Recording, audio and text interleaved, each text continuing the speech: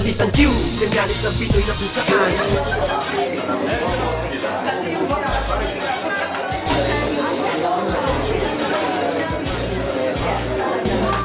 Balitang Q, senyalis ng Pinoy na kung saan. Pinakobra ang talento ng ibig na patagban. Ang balito sa pagtunan ng Pinoy ang pagbagas at saling manalagas ang tatay lalaman. Balitang Q, senyalis ng Pinoy na kung saan. Pinakobra ang talento ng ibig na patagban. Ang balito sa pagtunan ng Pinoy ang pagbagas at saling manalagas ang tatay lalaman.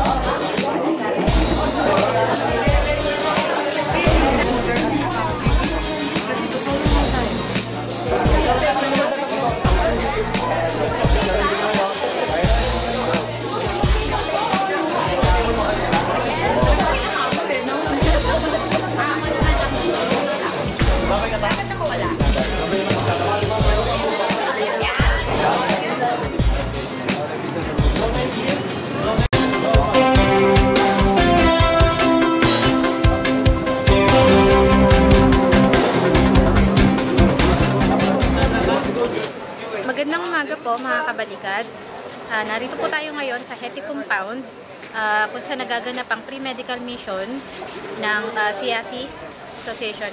Ating pong kapanayamin si Mr. Dario Ekle, isa pong mekaniko ng Hamad Medical Equipment.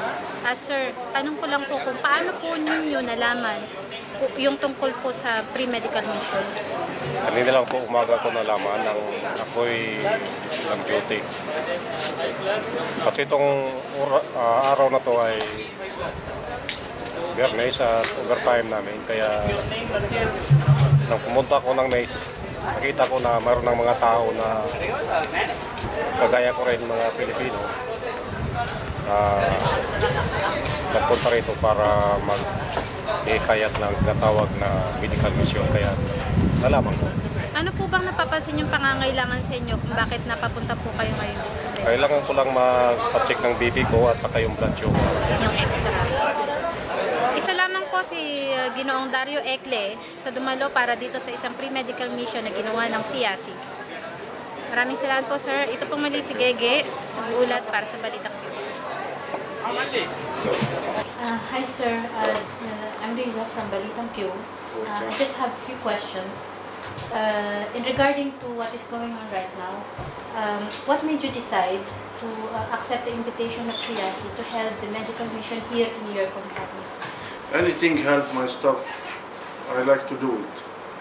Anything is good for our staff to be sure they are good in good health or help them to check.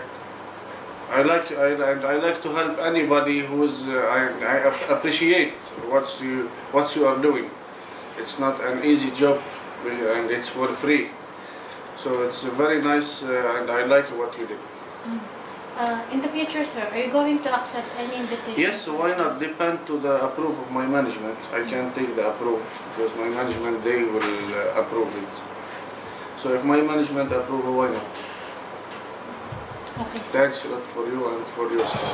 Thank you, sir. Andito po tayo muli ngayon at ating kakapanayamin si Ginoong Richard Rodriguez. Sir, ano pong masasabi niyo at nabiyayaan ng isang medical mission? Nagpapasalamat kami sa mga Ilocano kasi nagbigay sila ng problema para sa aming nilalawa dito na minsan din hindi namin nasigas yung aming sarili. Puro trabaho lang, trabaho. Tapos di namin naikat yung namin na hospital niyan kasi wala nga panahon. Salamat sa mga Ilocano.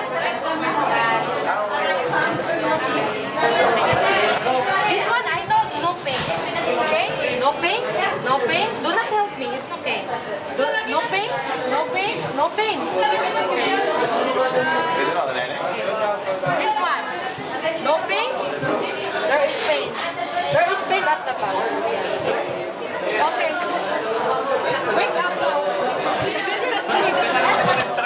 Narito po tayo muli sa ginaganap na pre-medical mission ng CIASI at atin pong kapanayamin ng isa sa mga attending nurse na si Miss Marita Poligro. Ma'am, tanong ko lang po, ano po ang pakiramdam ng isang volunteer nurse? At ano po yung masasabi nyo, observation nyo tungkol po sa mga pasyenteng nagpa-check? Bilang nurse na nagbibigay ng serbisyo sa mga pasyente, nararamdaman ko na I can extend my knowledge and skills giving a voluntary work sa mga Pilipino at saka sa ibang lahi. I feel that kailangan ko dagdagan ang aking serbisyo na nararamdaman ko na kailangan ko yun dahil katulad ngayong araw na po, we have more than over 100 patients that was seen and 4 of them unknowingly that they have high blood sugar, over 200, the other one is over 400. Sila ay yung mga tao ba na talagang walang kakayanan, walang gaanong pera para mag-seek ng medical advice, the proper facility. So from this medical mission, we can give them advice and the guidelines how to have a regular treatment para sa kanilang problema. And at the same time, yung monitoring through our mission, the company will give attention that their workers will have follow-up and regular medication through the necessary people who are coordinating this event. And also, we find out na tatlo yung magataas ang blood pressure na wala rin treatment. Kumbaga, they don't seek medical treatment, walang nagpapayo na kailangan talaga nila na treatment. So, what we are doing actually in our event, kahit walang nakakamdaman, routinely, check namin ang blood pressure and blood sugar. Especially those who are necessarily like may history ng hypertension or blood sugar. So with this handle of patient, it is really very important that these 4 persons who have high blood sugar and 3 of them with hypertension without treatment, I feel that this is a big help for those people. Like we can prevent something from the future. That I'm working in emergency department and a lot of patients are suffering with this treatment and they are coming like some of them survive and some are not. So I feel that with the prophylaxis, it's better prophylaxis than prevention. This is what I say. Thank you, ma'am. Ito naman po.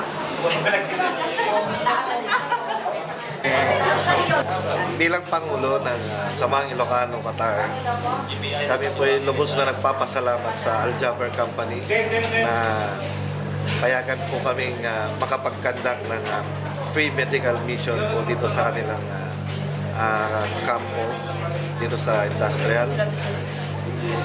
Nagpapasalamat doon po kami sa Philippine Medical Association of Qatar, Pharmacists Association of Qatar, sa Western Union, sa Aling Cafe, sa Embassy po. Bigay po kami ng pahintulot para makapagkandak po ng ganitong klaseng misyon kay Ambassador po. Maraming salamat. Sa balitang nyo, maraming salamat. The Chelsea 61892 State of Qatar would like to thank the management and the staff of this venue, Happy, and especially to Mr. Iman and Mr. Manji for accommodating us.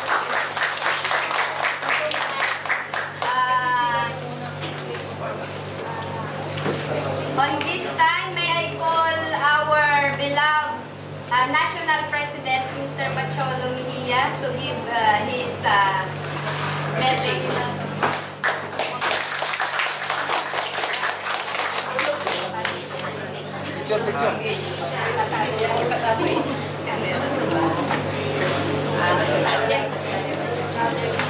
Sa behalf of Shiasi State of Qatar, we would like to thank Al Jaber Company for accommodating us to conduct our free medical mission. Also, the Philippine Medical Association of Qatar, Philippine Pharmacists of Qatar, Western Union, Ali Cafe, nurses, maraming salamat po. Balitang Q and TFC. We would like to thank you on behalf of Shiasi Qatar. Shiasi, we would like to give this certificate of appreciation to all come here and cooperate in this medical mission. So I would like this certificate, Confederation of Ilocano Association, Samahan Ilocano 61892 State of Qatar. Certificate of appreciation is given to Ahmad for equipments and training is headed by Mr. Ivan and Mr.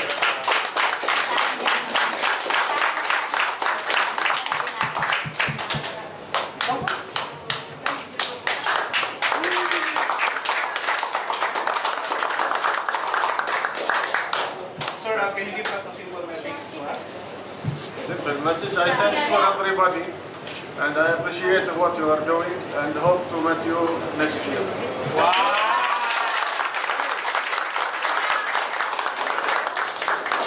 Thank you so much. Okay, we would like also to give this certificate of appreciation to Filipino Nurses Association.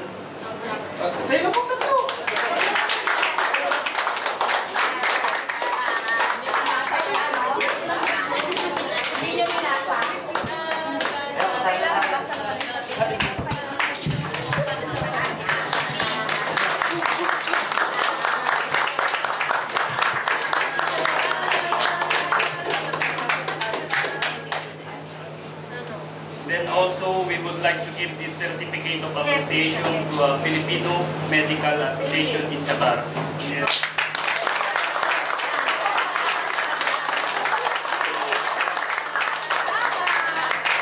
Thank you. Thank you. Para sa atin ito. Meron kami. And next is to our sponsors who came always in Shiasi. Certificate of appreciation to Western Union.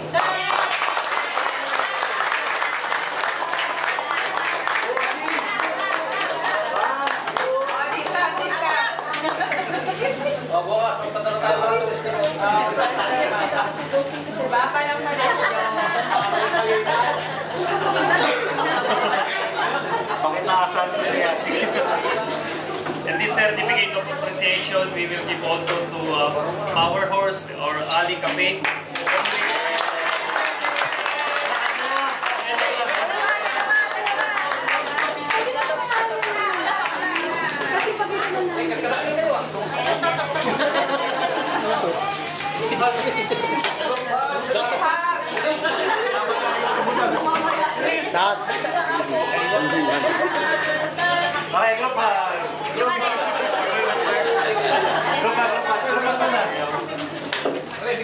Salamat po.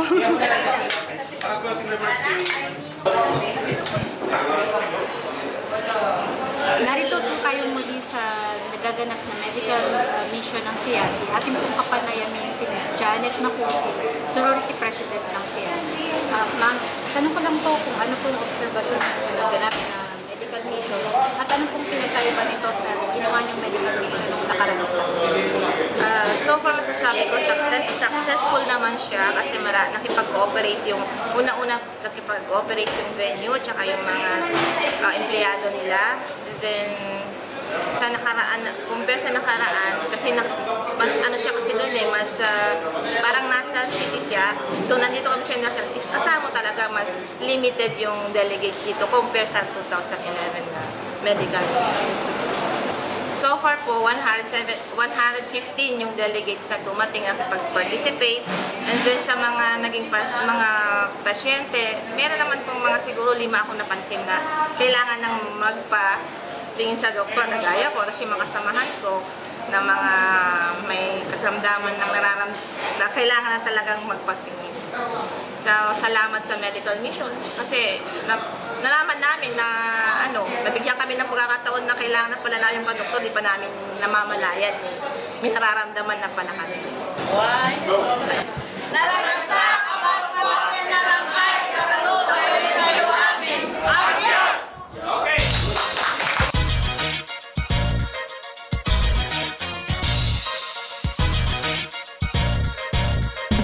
Balitang Q, senyalis ng Pinoy na kung saan Minaobrang ang talento na tunay na palaban Ang balita sa pagbilan ng Pinoy ay nagbabaga Sari-sari mga detalye sa Qatar ilalakay Balitang Q, senyalis ng Pinoy na kung saan Minaobrang ang talento ng tunay na palaban Ang balita sa pagbilan ng Pinoy ay nagbabaga Sari-sari mga detalye sa Qatar ilalakay